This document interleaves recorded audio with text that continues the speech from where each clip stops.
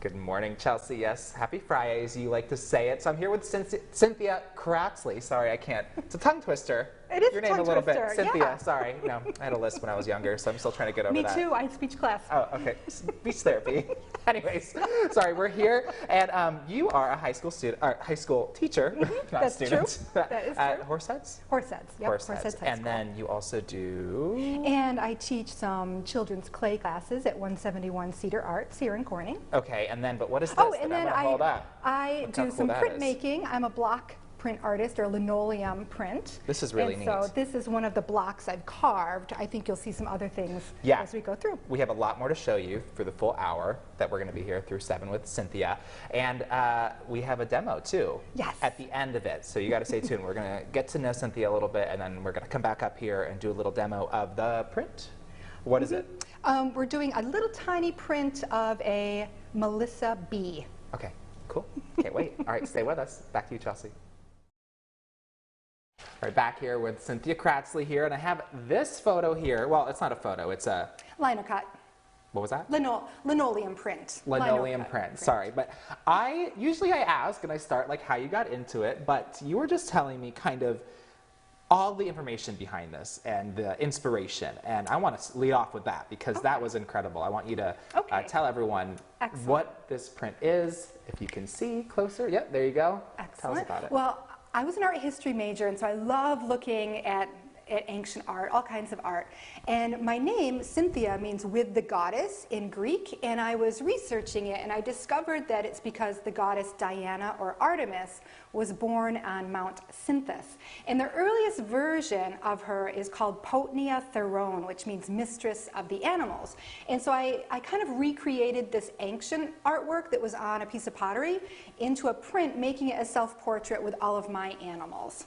That is so neat. It's amazing like what thought goes behind each one of your pieces, and I can't wait to look at more of them because we have so many actually behind the scenes. So we'll keep pulling them up and we'll keep talking about it, and we'll learn more about Cynthia coming up and what all she teaches and everything. So I'm excited about that. So stay with us.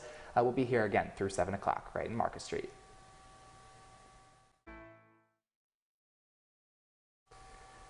All right, back here with Cynthia Cratsley here, art teacher right at Horseheads. That's right. And I want to know, well, first of all, this is another print that you have here, which we're going to get into how you got into printmaking. But the first step was becoming an art teacher, and I kind of wanted to know how that became about. Well, in 3rd grade, I thought I wanted to become an art teacher. But then I went through a lot of other phases, you know, veterinarian, nurse, all that kind of thing. Yeah. But then I studied art history, and I thought I'd want to work in a museum. But then when I did an internship, it was really kind of quiet and boring, and I'm more social. And then my high school art teacher had me substitute, and I just loved it. And so then I went back to school to get what I needed to teach. And it was all in this area, correct? All in this area, yep. I had Penny Titus at Odessa Montour. Oh, that's so nice. Yeah. That's so nice. I know. We love just connecting it back to this area. The fact that you guys are right here and it's right in our backyards. That's what this whole segment's about, and that's why we love it. So again, stick with us because I'm going to ask you kind of how you got into the printmaking next coming up. So stay with us.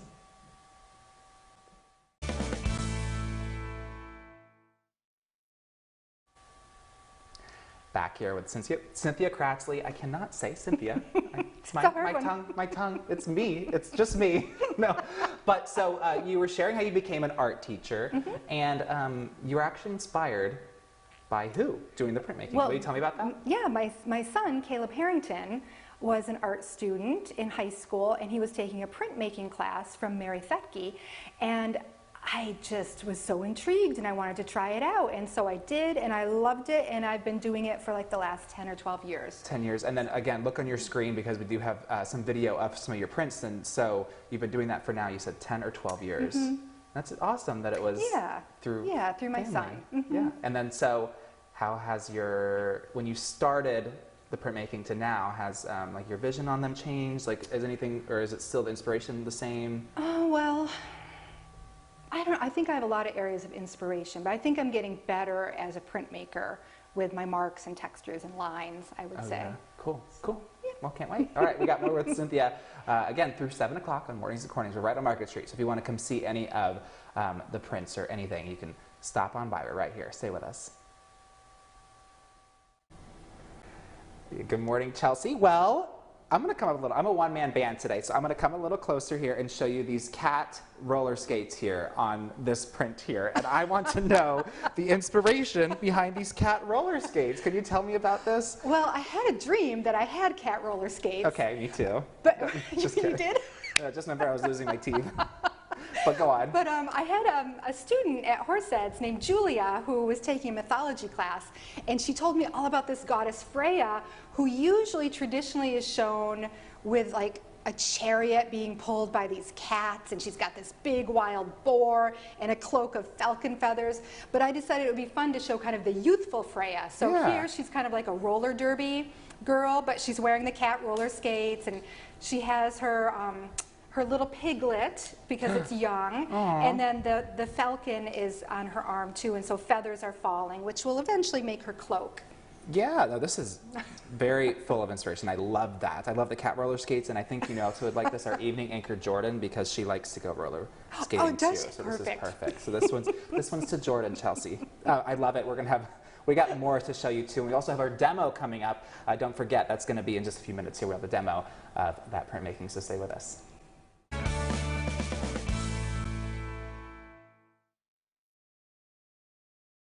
Back here with Cynthia Cratsley here. And so you gain your inspiration a lot from mythology, like we talked about, but also things that are very important to you, like maybe politically. Can you tell me a little bit about this piece? True. So this piece was inspired by a work by Francisco Goya, a Spanish artist who lived through the Spanish Civil War. And he did this work called The Sleep of Reason, where reason was sleeping, and it showed him like filled with these nightmare images.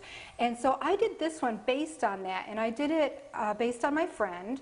And then I've got all these images from, well, it was really inspired by the Charlottesville rally when the white supremacists were there, and like the Trump administration and all the horrible things that were happening during that time.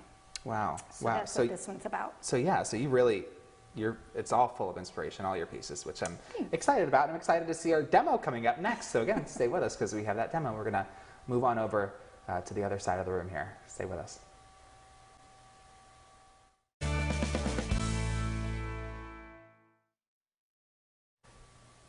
All right, we're back here. It's time for our demo. Will you take us through? I'm going to start. I sure will. Yeah, here, and then I'm going to go behind the camera and zoom in so everyone can see it. So what are we doing first of all? Just take us through how you make it. Well, first I have this small linoleum block, and I thought I would show the tool that I carve it with. Let me zoom in for you guys so you can see it.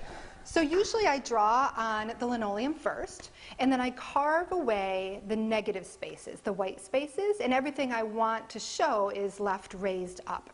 And so this one is a little... So you've already done that here? Yes, this one's already carved, and I'm going to do a little inking demonstration. Okay. And so I print without a press because I'm kind of low budget. Most art teachers are. We're used to getting by with nothing. The best of us are. Look at me, I'm doing the camera myself. That's right. So I have a brayer, which I've rolled out a thin layer of water-based ink because it's easy cleanup. A lot of people use oil-based ink. And I just want to get a nice, thin, even layer of the ink on the surface.